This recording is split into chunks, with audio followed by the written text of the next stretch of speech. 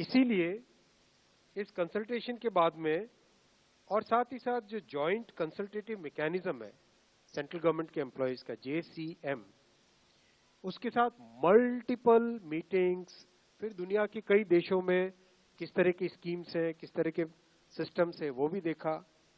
फिर भारत की जो अर्थव्यवस्था है और केंद्र सरकार का बजट है उसको समझने के लिए रिजर्व बैंक ऑफ इंडिया के साथ, वर्ल्ड बैंक के साथ, सबके साथ कंसल्टेशंस हुए और इस कंसल्टेशन के बाद में एक यूनिफाइड पेंशन स्कीम का रिकमेंडेशन इस कमेटी ने किया।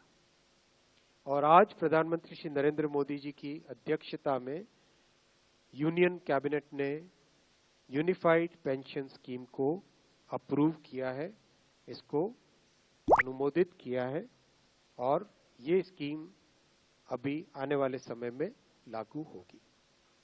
इस स्कीम के 5 पिलर्स हैं।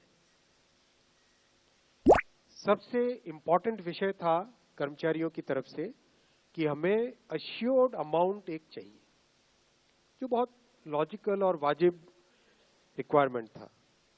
तो इस डिमांड पे एक मेथोडिकल वे में काम करके और एक्चुअरियल साइंसेस, जो लोग आगे का भविष्य का रिक्वायरमेंट वगैरह कंप्यूट करने का एक तरीका होता है जिसको एक्चुअरियल साइंस बोलते हैं, उनके साथ मिलके कई तरह के फाइनेंशियल मॉडल्स को प्रोजेक्ट करके और सबके साथ मिलके एक सिस्टमेटिक तरीके से 50% अश्योर्ड पेंशन, ये इस यूपीएस का सबसे पहला पिलर है। इसकी डिटेलिंग देखनी चाहिए हमें। जो ये अमाउंट मिलेगा वो रिटायरमेंट से पहले के 12 महीनों की एवरेज बेसिक पे का 50% होगा। मैं रिपीट कर रहा हूं, अश्योर्ड पेंशन का जो अमाउंट है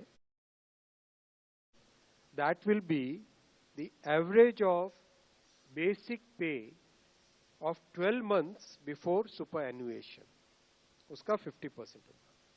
और इस फुल पेंशन के लिए जो क्वालिफाइंग एज रहे, क्वालिफाइंग सर्विस रहेगी, वो रहेगी 25 इयर्स। यानी 25 वर्ष तक अगर किसी ने काम किया है, सेवा की है, तो उसको फुल पेंशन यानी जो ये अश्योर्ड पेंशन का अमाउंट है वो मिलेगा। 25 साल से अगर कम है लेकिन 10 साल से ज्यादा है तो उसमें प्रोपोर्शनेट पेंशन रहेगी, प्रो रेटा वो पेंशन का अमाउंट बनेगा।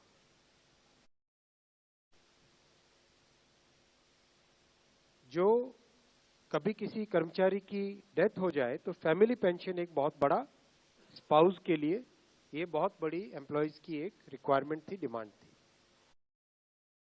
तो सेकंड पिलर इस यूपीएस का है assured family pension.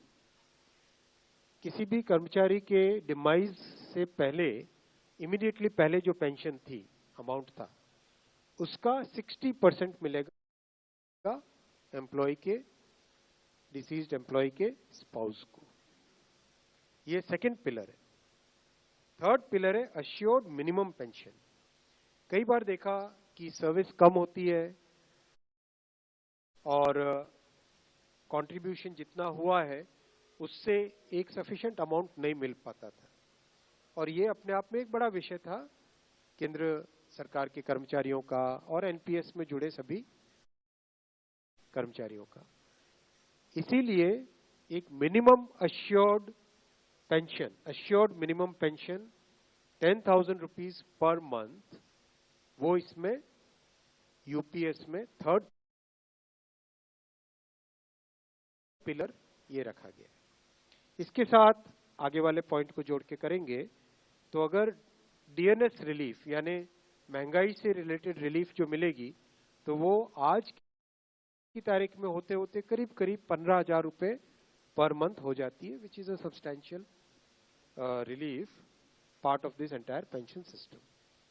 Fourth pillar है इन्फ्लेशन के साथ इंडेक्सेशन।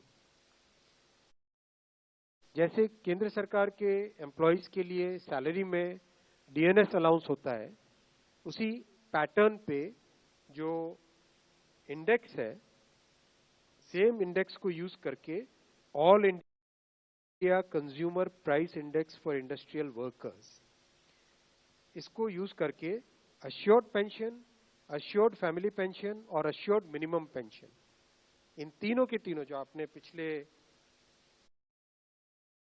पेज पे तीनों पिलर्स देखे, assured pension, assured family pension और अश्योर्ड मिनिमम पेंशन, इन तीनों के ऊपर इन्फ्लेशन इंडेक्सेशन डीएनएस रिलीफ के बेसिस पे मिलेगा। डीआर,